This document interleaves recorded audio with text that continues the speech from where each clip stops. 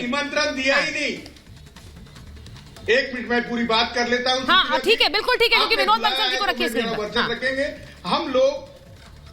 बोलिए। हम लोग अयोध्या गए थे, आदित्य जी गए थे, उद्धव जी गए थे, और हम वहां जाएंगे। लेकिन जब शंकराचार्य वगैरह बोलेंगे कि मंदिर पूरा हो गया और प्राण प्रतिष्ठा अब होनी चाहिए, ऐसे वक्त जाएंगे। अभी ये बीजेपी के कार्यक्रम में जाकर और ऐसा अपमानित होकर जाके क्या करेंगे बताइए ना आप। सारा पॉलिटिक्स हो रहा है। अगर जिस दिन हमें राम जी बुलाएंगे तो हम पहुंच जाएंगे। 15 को भी जा सकते हैं, 16 को भी जा सकते हैं, कोई प्रॉब्लम नहीं है। तो हम नहीं जा रहे अयोध्या। विनोद जी हम मोदी जी के आपका ही सवाल पूछ रहे हैं, कार्यक्रम में नहीं जा रहे। यहाँ पर के शर्मा जी ने कहा हम नहीं दे रहे हैं निमंत्रण, वो हमारा नहीं काम। तो अब मुझे ये बताइए, क्या मैं वीएचपी के प्रवक्ता की हैसियत से आपसे पूछ सकती हूँ कि किशोर तिवारी जी के नेताजी को क्यों नहीं मिला निमंत्रण? क्यों उद्धव ठाकरे को निमंत्रण आप लोगों ने नहीं दिया है? वो नाराज है इस बात पर। क्योंकि हम बीजेपी के साथ नहीं है, क्योंकि हम बीजेपी के साथ। ठीक है, वो जवाब दे रहे हैं, मैंने पूछा आपका सवाल। हाँ देखिए, बहुत महत्वपूर्ण सवाल है, और जो इस वास्तव में इस सवाल को सब आपके सभी सुधी दर्शक जानना भी चाहते हैं किशोर जी के साथ में। मैंने किशोर जी को ही कहा था कि देखिए, निमंत्रण आएगा अगर आप उस कैटेगरी में फॉल करते हैं तो। देखिए, श्री राम जन्मभूमि तीर्थ क्षेत्र न्यास ने जो निमंत्रण की कैटेगरी डिफाइन की है ना जी, वो बड़ी स्पष्ट कैटेगरी है जी। मैं आपको समझाना चाहता हूँ कि देखिए कि जो राष्ट्रीय राजनीतिक दल हैं, उन राष्ट्रीय राजनीतिक दलों के जो प्रधान हैं उनको बुलाया है, या फिर श्री राम जन्मभूमि के मुक्ति यज्ञ में जो संगठन, जो आंदोलन में जो शामिल हुए, जरा मेरी आवाज़ इको हो रही है, थोड़ा ठीक करवा दिए। तो जो राम जन्मभूमि आंदोलन में प्रत्यक्ष रूप से वहाँ पर थे, उनको बुलाया है। तो मुझे लगता है अगर इस कैटेगरी में कोई राजनेता आता है तो डेफिनेटली आएंगे, और वो निमंत्रण जाएगा। मैं अभी भी कह रहा हूँ, लेकिन बात यह है कि निमंत्रण नहीं आया इसलिए उस इवेंट पर क्वेश्चन उठाना। अगर निमंत्रण नहीं आया तो ये कहना कि अभी तो कच्चे मकान में जा रहे हैं राम जी, मैं नहीं जाऊँगा, और वो शंकराचार्य जी ऐसे कह रहे हैं इसलिए मैं नहीं जाऊँगा, क्योंकि मोदी जी का कार्यक्रम है इसलिए नहीं जाऊँगा, और दूसरी तरफ ये भी कह रहे हैं कि मेरे को निमंत्रण नहीं आया। अरे क्या है यार, समझ में नहीं आता।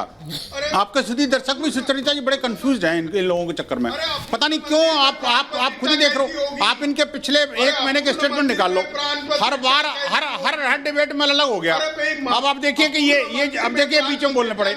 मैं किशोर जी, मैं बीच में नहीं बोल रहा था आपको। किशोर जी मैं बीच में नहीं बोल रहा था, कृपया आप समझिए। देखिए, इस तरह का विरोध करने से कोई लाभ नहीं होगा। अभी उन्होंने ये स्पष्ट किया, और ये जरूरी इसलिए है क्योंकि नवल जी ने अभी यहाँ बैठकर बताया कि लालू जी को शायद निमंत्रण नहीं गया। वो मीडिया जानती है, आप लोग जानते होंगे। तो उन्होंने स्पष्ट किया है कि जो राष्ट्रीय राजनीतिक दल है, अब भले ही उस पार्टी के नेता भगवान राम के अस्तित्व को नकार चुके हो कोर्ट में, लेकिन तब भी उन्हें निमंत्रण गया, क्योंकि एक कैटेगरी सेट की है, ये विनोद बंसल जी बता रहे हैं। तो इसीलिए कांग्रेस पार्टी के नेताओं को गया निमंत्रण। नहीं, वो पीएमओ से लिस्ट आई है। अच्छा, पीएमओ से आई। अरे वीएचपी को लिस्ट मिली नहीं है, चंपत राय को मिली है। ये नहीं सुधरेंगे। अच्छा, ये नहीं सुधरेंगे। लाला चंपत राय, देखो ये नहीं सुधरेंगे ये। अच्छा, वो क्या ये देखो, बार बार कभी कुछ और कभी कुछ, गिरगिट की तरह रंग।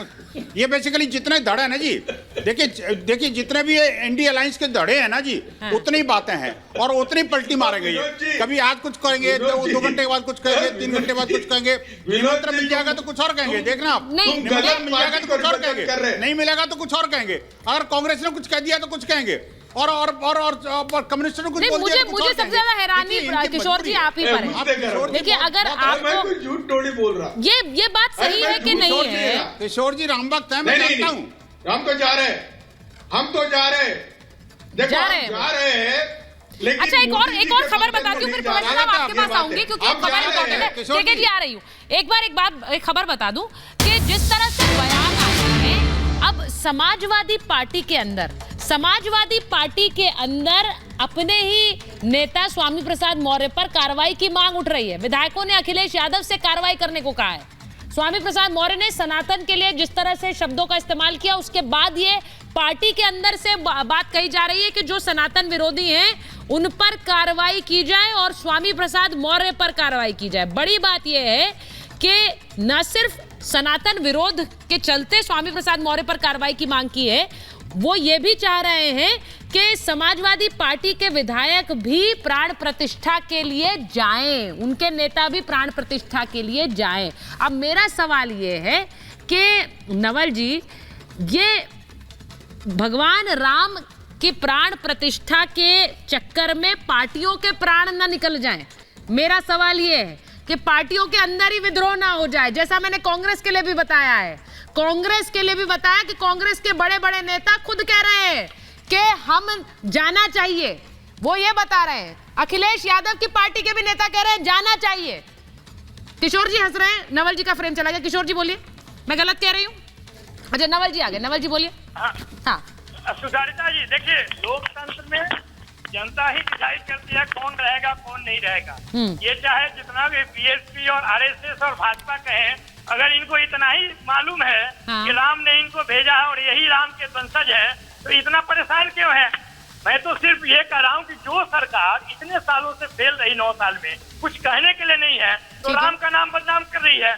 तो इन्होंने ये इस बात के कारण उनको नहीं जाएगा। लगता है आप क्यों नहीं कहते? आपको ये कहने में क्यों तकलीफ होती है कि मैं भी वंशज हूँ?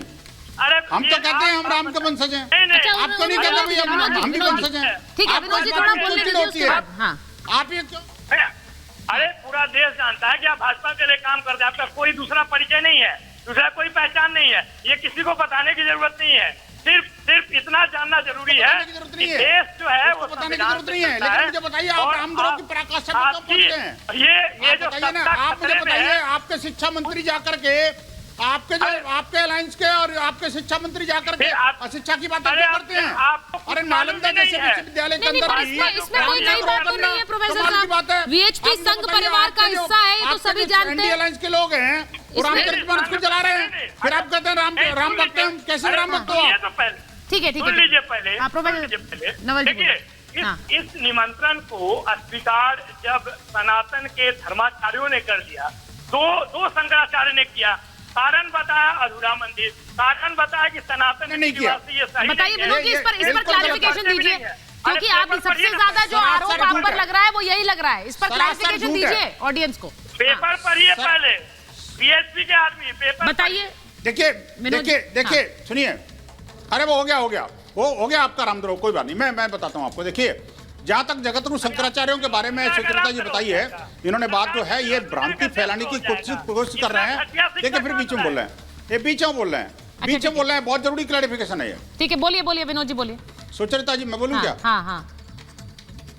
सुचरिता जी देखिए, बहुत जरूरी है इन भ्रमों का निवारण करना। मैंने अभी 1 घंटे पहले ट्वीट किया है और पूज्य जगतगुरु शंकराचार्य का खुद का स्टेटमेंट उसमें ट्वीट किया है। आप देखिए जरा, मैं चाहूंगा आपकी टीम उसको चलाए भी और इन रामद्रोहियों को बताए भी कि उन जगतगुरु शंकराचार्य ने क्या कहा है। उन्होंने कहा है कि हमारे नाम का गलत इस्तेमाल करके हमें मिसकोट किया जा रहा है। हमें इस बात का हर्ष है कि हाँ, हमें बुलाया गया है। राम जी का इतना भव्यतम दिव्यतम मंदिर बन रहा है, सभी लोगों को सौहार्द के साथ में, मस्ती के साथ उसमें शामिल होना चाहिए। और ये है कि रामद्रोही उन्हीं जगतगुरु शंकराचार्य को बदनाम कर रहे हैं। समझ में नहीं आता, जो कभी राम भक्त थे, जो अपने आप को राम भक्त होने का ढिंडोरा पीट रहे हैं, वो मुझे बताइए अपने वंशजों को छोड़ गए। राम की तो बात ही अलग है भाई। मुझे बताइए, आप जो ठाकरे जी को, जिन्होंने राम जन्मभूमि नहीं बल्कि हिंदुत्व के लिए जीवन लगा दिया, जो निर्णय मातोश्री से होते थे आज सोनिया श्री से हो रहे हैं। आप बताइए कौन देखेगा इसको? इनका चाल चरित्र सब एक्सपोज हो चुका है। और जो लोग चारा चोर थे, आप बताइए वो अगर राम की बात करते, रामद्रोह करते हैं, तो इसमें कहीं नई बात क्या है?